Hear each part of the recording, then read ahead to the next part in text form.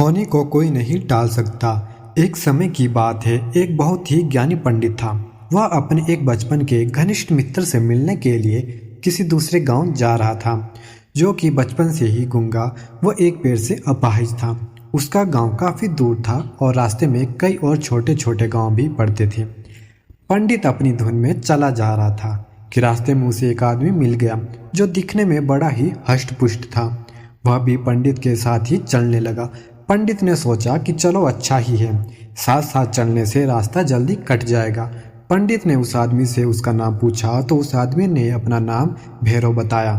पंडित को यह नाम बड़ा ही अजीब लगा, लेकिन उसने नाम के विषय में और कुछ पूछना उचित नहीं समझा। दोनों धीरे धीरे चलते रहे। तभी रास्ते में एक गांव आया। भैरव ने पंडित से कहा, तुम आगे चलो, मुझे इस गांव में एक संदेशा देना है, मैं तुमसे आगे मिलता हूँ। ठीक है, कहकर पंडित अपनी धुन में चलता रहा। तभी भैंसे ने एक आदमी को मार दिया और जैसे ही भैंसे ने आदमी को मारा, लगभग तुरंत ही भैरव वापस पंडित के पास पहुंच गया। चलते चलते दोनों एक दूसरे गांव के बाहर पहुंचे, जहां एक छोटा सा मंदिर था। ठहरने की व्यवस्था ठीक लग रही थी और क्योंकि पंडित के मित्र का गांव अभी काफी दूर था, साथ ही रात्रि होने वाली थी, तो पंडित ने कहा, रात्रि होने वाली है, पूरा दिन चले हैं, थकावट भी बहुत हो चुकी है, इसलिए आज की रात हम इसी मंदिर में रुक जाते हैं।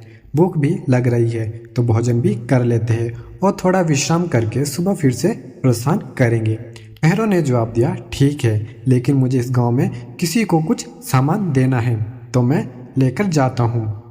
तब तक तुम भोजन कर लो, मैं बाद में खा लूँगा। और इतना कहकर वह चला गया। लेकिन उसके जाते ही कुछ देर बाद उस गांव से धुआं उठना शुरू हुआ और धीरे धीरे पूरे गांव में आग लग गई। पंडित को आश्चर्य हुआ।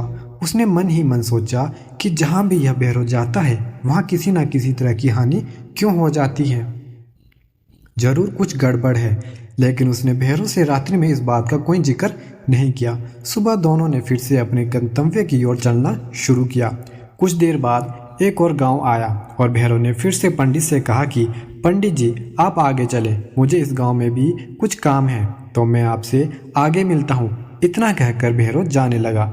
लेकिन इस बार पंडित आगे नहीं बढ़ा, बल्कि खड़े होकर भैरव को देखता रहा कि वह कहाँ जाता है और करता क्या है। तभी लोगों की आवाज़ें सुनाई देने लगी कि एक आदमी को सांप ने डस लिया और इस व्यक्ति की मृत्यु हो गई। ठीक उसी समय भैरव फिर से पंडित के पास पहुंच गया, लेकिन इस बार पंडित को सहन नहीं हुआ। उसने भैरव से पूछ लिया कि तुम जिस गांव में भी जाते हो, वहां कोई ना कोई नुकसान हो जाता है, क्या तुम मुझे बता सकते हो कि आखिर ऐसा क्यों होता है? भैरव ने जवाब दिया, पंडित जी, आप मुझे बड़े ज्ञानी मालूम पड़े थे, इसलिए मैं आपके साथ चलने लगा था, क्योंकि ज्ञानी का संग हमेशा अच्छा होता है। लेकिन क्या सचमुच आप अभी तक नहीं समझे कि मैं कौन हूँ? पंडित ने कहा, मैं समझ तो चुका हूँ, लेकिन कुछ शंका है, तो यदि आप ही अपना उपयुक्त परिचय दे दे तो मेरे लिए आसानी होगी। भैरव ने जवाब दिया कि मैं यमदूत हूँ और यमराज की आज्ञा से उन लोगों के प्राण हरण करता हूँ जिनकी आयु पूर्ण हो चुकी है। हालांकि पंडित को पहले से ही इस बात की शंका थी, फिर भी भैरव के मुंह से यह बात सुनकर पंडित थोड़ा घबरा गया, लेकिन फिर हिम्मत करके पूछा कि अगर ऐसी बात है तो तुम सचमुच ही यमदूत हो, तो बताओ अगली मृत्यु किसकी है? यमदूत ने जवाब दिया कि अगली मृत्यु तुम्हारे उसी मित्र की है जिसे तुम मिलने जा रहे हो, और उसकी मृत्यु का कारण भी तुम ही होंगे। यह बात सुनकर पंडित ठिठक गया और बड़े कश्मकश में पड़ गया कि यदि वास्तव में वह भैरव एक यमदूत हुआ तो उसकी बात सही होगी और उसके कारण मेरे बचपन के सबसे घनिष्ठ मित्र की मृत्यु हो जाएगी। इसलिए बेहतर यही है कि मैं अपने मित्र से मिलने ही ना जाऊं, कम से कम मैं तो उसकी मृत्यु का कारण नहीं बनूंगा। तभी भैरव ने कहा कि तुम जो सोच रहे हो वह भी मुझे पता है, लेकिन तुम्हारे अपने मित्र से मिलने ना जाने के कारण नियति नहीं बदल जाएगी। तुम्हारे मित्र की मृत्यु निश्चित है और वह अगले कुछ ही क्षणों में घटित होने वाली है। भैरव के मुख से यह बात सुनते ही पंडित को झटका लगा, क्योंकि भैरव ने उसके मन की बात जान ली थी, जो कि किसी सामान्य व्यक्ति के लिए तो संभव ही नहीं था।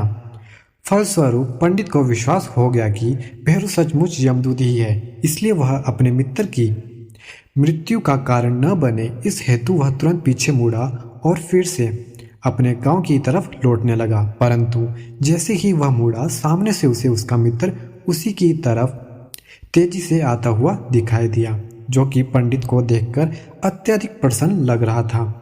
अपने मित्र के आने की गति को देख पंडित को ऐसा लगा जैसे कि उसका मित्र काफी समय से उसके पीछे पीछे ही आ रहा था, लेकिन क्योंकि वह बचपन से ही गूंगा व एक पैर से अपाहिज था, इसलिए न पंडित तक पहुंच पा रहा था, न ही पंडित को आवाज देकर रोक पा रहा था। लेकिन जैसे ही वह पंडित के पास पहुंचा, अचानक ना जाने क्या हुआ, उसकी मृत्यु हो गई।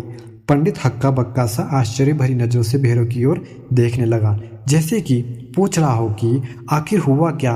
उसके मित्र को भैरव पंडित के मन की बात समझ गया और बोला, तुम्हारा मित्र पिछले गांव से ही तुम्हारे पीछे पीछे आ रहा था, लेकिन तुम समझ ही सकते हो कि वह अपाहिज और गूंगा होने की वजह से ही तुम तक नहीं पहुंच सका।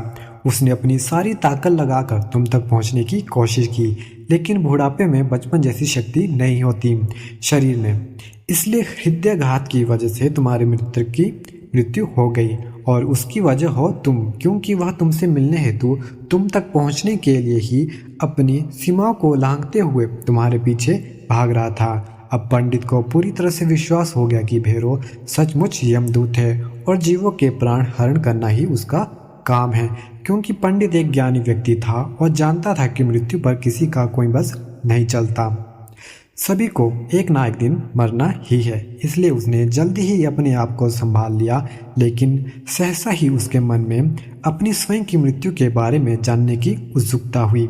इसलिए उसने भैरव से पूछा, अगर मृत्यु मेरे मित्र की होनी थी तो तुम शुरू से ही मेरे साथ क्यों चल रहे थे। भैरव ने जवाब दिया, मैं तो सभी के साथ चलता हूँ और हर क्षण चलता रहता हूँ। कई लोग मुझे पहचान नहीं पाते, क्योंकि लोगों के पास अपनी समस्याओं के अलावा किसी और व्यक्ति, वस्तु या घटना के बारे में सोचने या उसे देखने समझने का समय ही नहीं है।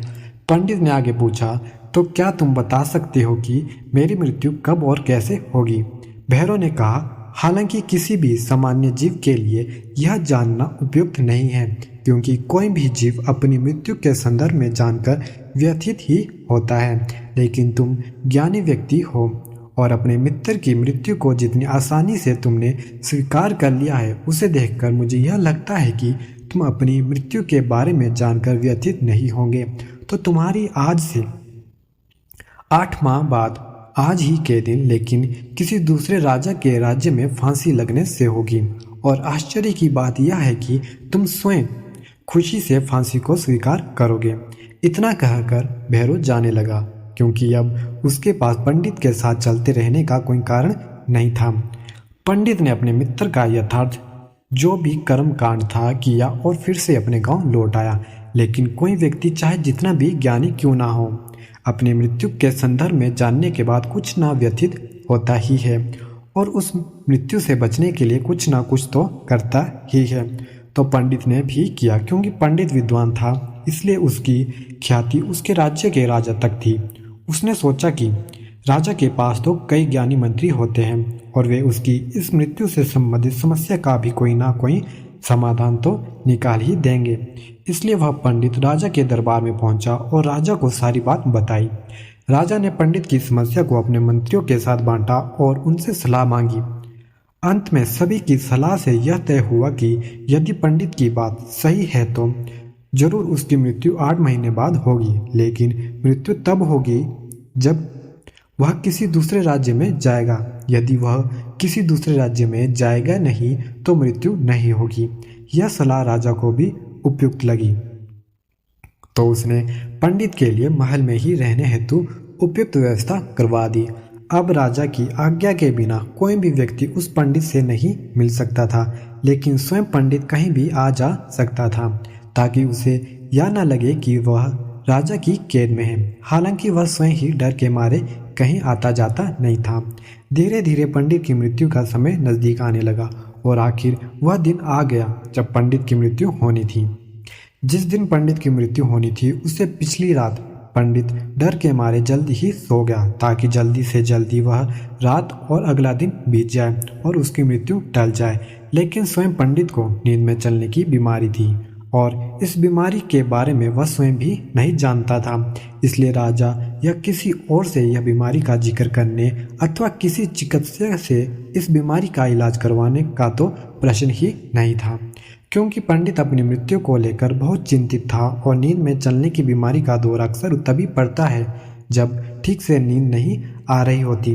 तो उसी रात पंडित रात को नींद में चलने का दौरा पड़ा। वह उठा और राजा के महल से निकलकर अस्तबल में आ गया। क्योंकि वह राजा का खास मेहमान था इसलिए किसी भी पहरेदार ने उसे ना तो रोका ना किसी तरह की पूछताछ की। अस्तबल में पहुंचकर वह सबसे तेज दौड़ने वाले घोड़े पर सवार होकर नींद की बेहोशी में ही राज्य की सीमा से बाहर दूसरे राज्य की सीमा में चल गया। इतना ही नहीं, वह दूसरे राज्य के राजा के महल में पहुंच गया और संयोग हुआ कि उस महल में भी किसी पहरेदार ने उसे नहीं रोका, ना ही कोई पूछताछ की, क्योंकि सभी लोग रात के अंतिम पहर की गहरी नींद में थे। वह पंडित सीधे राजा के शयन कक्ष में पहुंच गया। रानी के एक ओर उस राज्य का राजा सो रहा था, दूसरी ओर स्वयं पंडित जाकर लेट गया। सुबह हुई तो राजा ने पंडित को रानी की बगल में सोया हुआ देखा। राजा बहुत क्रोधित हुआ। पंडित को गिरफ्तार कर लिया गया। पंडित को तो समझ में ही नहीं आ रहा था कि वह आखिर दूसरे राज्य में और सीधे ही राजा के शयन कक्ष में कैसे पहुंच गया, लेकिन वहां उसकी सुनने वाला कोई नहीं था। राजा ने पंडित को राज दरबार में हाजिर करने का हुक्म दिया। कुछ समय बाद राजा का दरबार लगा, जहां राजा ने पंडित को देखा और देखते इतना क्रोधित हुआ कि पंडित को फांसी पर चढ़ा दिया जाने का फरमान सुना दिया।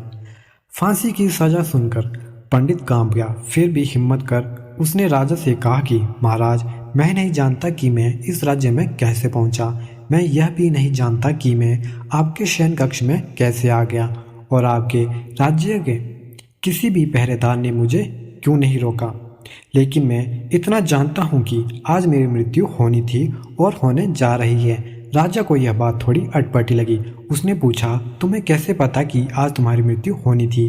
कहना क्या चाहते हो तुम? राजा के सवाल के जवाब में पंडित ने पिछले 8 महीनों की पूरी कहानी बता दी और कहा कि महाराज, मेरा क्या, किसी भी सामान्य व्यक्ति का इतना साहस कैसे हो सकता है कि वह राजा की उपस्थिति में राजा के ही कक्ष में रानी के बगल में सो जाए। यह तो सरासर आत्महत्या ही होगी और मैं दूसरे राज्य से इस राज्य में आत्महत्या करने क्यों आऊँगा। राजा को पंडित की बात थोड़ी उपयुक्त लगी, लेकिन राजा ने सोचा कि शायद वह पंडित मृत्यु से बचने के लिए ही भैरव और अपनी मृत्यु की भविष्यवाणी का बहाना बना रहा है। इसलिए उसने पंडित से कहा कि यदि तुम्हारी बात सत्य है और आज तुम्हारी मृत्यु का दिन है जैसा कि भैरव ने तुमसे कहा है, तो तुम्हारी मृत्यु का कारण मैं नहीं बनूंगा। लेकिन यदि तुम झूठ कह रहे हो तो निश्चित ही आज तुम्हारी मृत्यु का दिन है। क्योंकि पड़ोसी राज्य का राजा उसका मित्र था, इसलिए उसने तुरंत कुछ सिपाहियों के साथ दूसरे राज्य के राजा के पास पत्र भेजा और पंडित की बात की सत्यता का प्रमाण मांगा। शाम तक भेजे गए सैनिक फिर से लौटे और उन्होंने आकर बताया कि महाराज, पंडित जो कह रहा है वह सच है। दूसरे राज्य के राजा ने पंडित को अपने महल में ही रहने की संपूर्ण व्यवस्था दे रखी थी। वह पिछले 8 महीने से यह पंडित राजा का मेहमान था।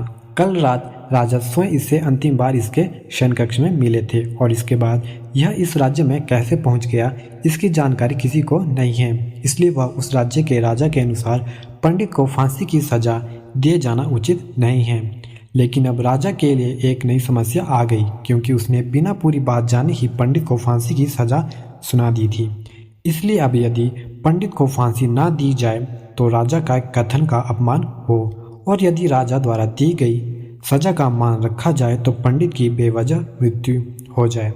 राजा ने अपनी समस्या का जिक्र अपने अन्य मंत्रियों से किया और सभी मंत्रियों ने आपस में चर्चा कर यह सुझाव दिया कि महाराज, आप पंडित को कच्चे सूत के एक धागे से फांसी लगा दें, जिससे आपकी वचन का मान भी रहेगा और सूत के धागे से लगी फांसी से पंडित की मृत्यु भी नहीं होगी, जिससे उसके प्राण भी बच जाएंगे। राजा का यह विचार उपयुक्त लगा और उसने ऐसा ही आदेश सुनाया। पंडित के लिए सूत के धागे का फांसी का फंदा बनाया गया और नियमानुसार पंडित को फांसी पर चढ़ाया जाने लगा। सभी खुश थे कि ना तो पंडित मरेगा, न राजा का वचन झूठा पड़ेगा। पंडित को भी विश्वास था कि सूत के धागे से तो उसकी मृत्यु नहीं होगी, इसलिए वह भी खुशी खुशी फांसी चढ़ने को तैयार था, जैसा कि भैरव ने उसे कहा था। लेकिन जैसे ही पंडित को फांसी दी गई, सूत का धागा तो टूट गया, लेकिन टूटने से पहले उसने अपना काम कर दिया। पंडित के गले की नस कट चुकी थी उस सूत के धागे से, और पंडित जमीन पर पड़ा तड़प रहा था और धड़कन के साथ उसके गले से खून की फुहार निकल रही थी। और देखते ही देखते कुछ ही क्षणों में पंडित का शरीर पूरी तरह से शांत हो गया। सभी लोग आश्चर्यचकित हक्के बक्के से पंडित को मरते हुए देखते रहे। किसी को भी विश्वास हो नहीं रहा था कि एक कमजोर से सूत के धागे से किसी की मृत्यु हो सकती है, लेकिन घटना घट चुकी थी। नियति ने अपना काम कर दिया था। जो होना होता है वह होकर ही रहता है। हम चाहे जितनी सावधानियां बरते या चाहे जितने उपाय कर ले, लेकिन हर घटना और उस घटना का सारा ताना बाना पहले से ही निश्चित है, जिसे हम रत्ती भर भी इधर उधर नहीं कर सकते। इसलिए ईश्वर ने हमें भविष्य जानने की क्षमता नहीं दी है, ताकि हम अपने जीवन को ज़्यादा बेहतर तरीके से जी सके। और यही बात उस पंडित पर भी लागू होती है। यदि पंडित ने भैरव से अपनी मृत्यु के बारे में ना पूछा होता, तो अगले 8 महीने तक वह राजा के महल में कैद होकर हर रोज डर डर कर जीने की बजाय ज़्यादा बेहतर जिंदगी जीता।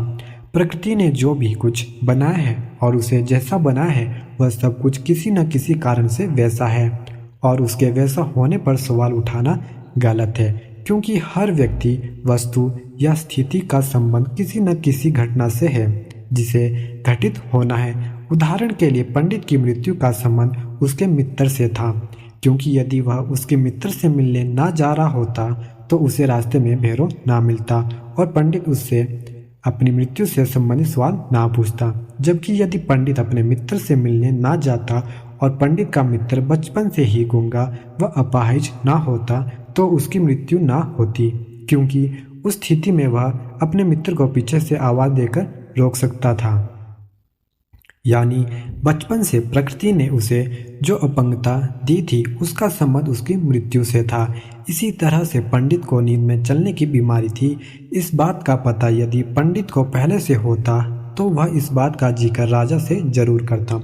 परिणाम स्वरूप वह राजा के महल से निकलता तो कोई ना कोई पहरेदार उसे जरूर रोक लेता, अथवा राजा ने कुछ ऐसी व्यवस्था जरूर की होती ताकि पंडित नींद में उठकर कहीं ना जा सके। यानी हर घटना के घटित होने के लिए प्रकृति पहले से ही सारे बीज बो देती है, जो अपने निश्चित समय पर अंकुरित होकर उस घटना के घटित होने में अपना योगदान देते हैं। इसलिए प्रकृति से लड़ने का कोई मतलब नहीं है, क्योंकि हमें नहीं पता कि किस घटना के घटित होने के लिए कौन कौन से कारण होंगे और उन कारणों से संबंधित बीज कब, कहाँ और कैसे बोए गए हैं, और इसी को हम सरल शब्दों में भाग्य कहते हैं। दोस्तों, वीडियो अच्छी लगी हो तो एक लाइक जरूर करें और अपने दोस्तों के साथ शेयर करें। ऐसी और वीडियो देखने के लिए चैनल को सब्सक्राइब कर लें। धन्यवाद।